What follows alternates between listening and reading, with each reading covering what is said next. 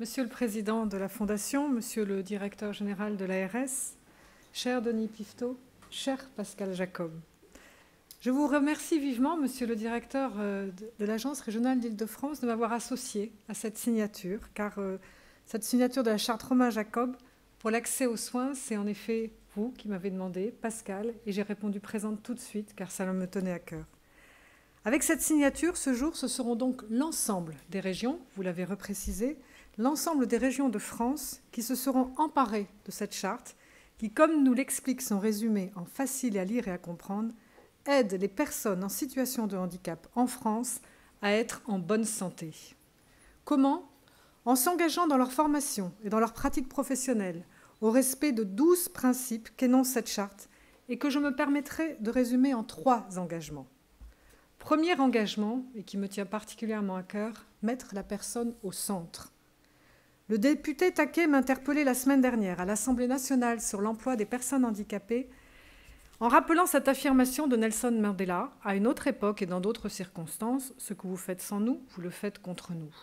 Jamais rien sans nous, jamais rien selon les personnes handicapées. Cela vaut évidemment dans le domaine de la santé et l'accès aux soins. Alors cela passe par, premièrement, le principe premier de la charte, la reconnaissance de la personne en situation de handicap comme acteur de sa santé. L'identification des besoins des personnes avec elles-mêmes, le 3e principe, et le travail avec elles au développement de l'éducation à la santé et à l'amélioration de la prévention, ce 7e principe. Le développement des formations des professionnels de santé aux modalités de communication leur permettant de pouvoir effectivement communiquer avec les personnes handicapées.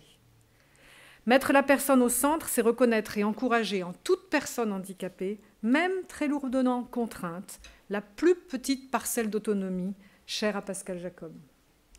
Cette autonomie qui fait de lui un citoyen comme un autre, un acteur de son parcours de santé. C'est ajuster strictement à ses besoins les ressources nécessaires, qu'elles soient ambulatoires, d'hospitalisation, y compris en cas d'urgence, ce 10e principe. Deuxième engagement, s'appuyer sur l'expertise des aidants. C'est le 2e principe de la charte qui forme, de mon point de vue, un ensemble très lié à la reconnaissance de l'expertise des personnes elles-mêmes. Je reçois pourtant de nombreux témoignages qui indiquent que cela ne va pas encore de soi. Que d'efficacité gagnée pourtant à associer pleinement les aidants naturels avec l'accord des patients. La mise en œuvre de formations initiales et continues les associant constitue donc un axe de progrès capital. 3e engagement, prendre soin de la personne dans sa globalité, intégrer le soin dans son parcours de vie et son parcours de vie dans le soin. Cet engagement est décliné sous de nombreuses formes dans la charte, qui insiste particulièrement sur la coordination du travail des médecins et soignants, au service de la coordination des parcours. L'intégration des enjeux de santé par les nombreux professionnels, y compris sociaux et médico-sociaux, intervenant en soutien des personnes et de leur parcours. Avec cette signature, l'ensemble des régions de France ont donc repris à leur compte l'engagement d'améliorer l'accès aux soins des personnes en situation de handicap en mobilisant l'ensemble de la communauté de soins autour de ces objectifs. Que de chemin parcouru depuis la première signature de cette charte dans le Limousin, le 30 octobre 2014, qui a précédé la signature de la charte nationale en décembre de la même année, puis l'ensemble de ces déclinaisons, ou régionales ou spécialités, en matière aussi bien de santé bucco-dentaire que d'accès aux urgences. L'État est pleinement mobilisé aux côtés des partenaires et signataires de cette charte et l'amélioration de la santé des personnes handicapées a bénéficié d'un soutien important pour progresser dans plusieurs sens à la fois. En premier lieu, par le développement d'une offre de soins spécifiques favorisant l'accès aux soins courants aux personnes handicapées. Le développement de consultations destinées aussi bien aux enfants qu'aux adultes et couvrant les domaines du quotidien, vous l'avez dit tout à l'heure, bucco-dentaire, mais gynécologique, ophtalmologique, médecine générale, imagerie, ont bénéficié d'une première enveloppe de 10 millions d'euros alloués dans le fonds d'intervention régional sur 3 ans. Conformément à l'engagement du comité interministériel du 2 décembre 2016, elle sera complétée d'une tranche complémentaire. Ces dispositifs ont connu une montée en charge encourageante dans les diverses régions, dont le bilan fera l'objet d'une évaluation nationale sur la base du rapport FIR 2017. En deuxième lieu, par l'encouragement des professionnels de santé et des établissements à prendre en charge les personnes handicapées via la mise en place d'incitations financières. Dans le secteur libéral, la Convention médicale du 20 octobre 2016 prend en compte et valorise plusieurs situations de handicap et de soins. Majoration des consultations pédiatriques de suivi de l'enfant présentant une pathologie grave ou un handicap neurosensoriel sévère. Majoration des consultations spécifiques de prise en charge coordonnée de patients cérébrolésés ou traumatisés médulaires ou présentant des séquelles d'AVS. En complément, des négociations sont engagées entre l'assurance maladie et les chirurgiens dentistes qui intègrent notamment la question d'une majoration spécifique pour la prise en charge des personnes atteintes de handicap mental ou psychique sévère. Par ailleurs, en établissement de santé, des concertations sont également engagées autour d'une clarification de la circulaire dite frontière en vue de faciliter la prise en charge en hospitalisation de jour des personnes en situation de handicap. Leur aboutissement pourrait permettre une évolution dans le cadre de la campagne 2018. Tout cela pourquoi ? Parce que cela nous montre qu'il nous faut du temps. Temps pour recueillir la parole de la personne, temps pour adapter, du temps nécessaire tout au long du parcours de la personne handicapée. C'est cela qui doit nous animer, donner du temps au temps. En troisième lieu, par l'amélioration de l'accessibilité physique des lieux de soins, l'amélioration de l'accessibilité physique des établissements de santé est pleinement intégrée aux travaux de mise en conformité du patrimoine hospitalier ou de construction neuve, représentant un investissement annuel moyen cumulé de plus de 3 milliards d'euros. L'information des patients sur l'accessibilité aux soins de ville doit progresser à la faveur de la mise en place récente du registre public d'accessibilité. L'engagement des professionnels, la mobilisation du gouvernement sont donc pleins et entiers pour favoriser l'amélioration de la santé des personnes handicapées. Ils sont nécessaires et indispensables car de nombreux obstacles subsistent encore, que nous avons partagés avec Agnès Buzyn, ministre des Solidarités et de la Santé, avec laquelle je porte ce chantier à l'occasion du comité interministériel du handicap qui s'est tenu le 20 septembre dernier à Matignon.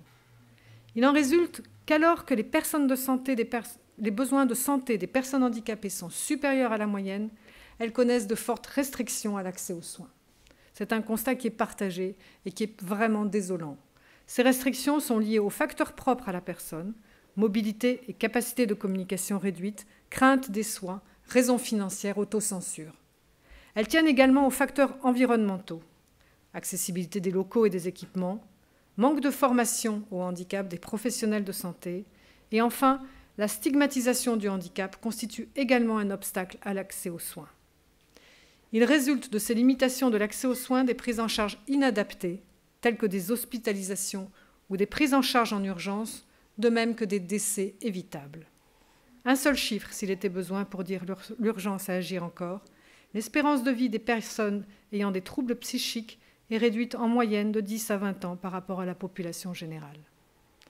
Le travail que vous conduisez, cher Pascal Jacob, avec votre collectif Handidactique, la charte que nous signons ce jour, comme l'enquête régulière Handifaction qui mesure régulièrement la satisfaction des personnes sur la prise en charge par le système de santé, constituent des formidables leviers pour nourrir les progrès des communautés de soins.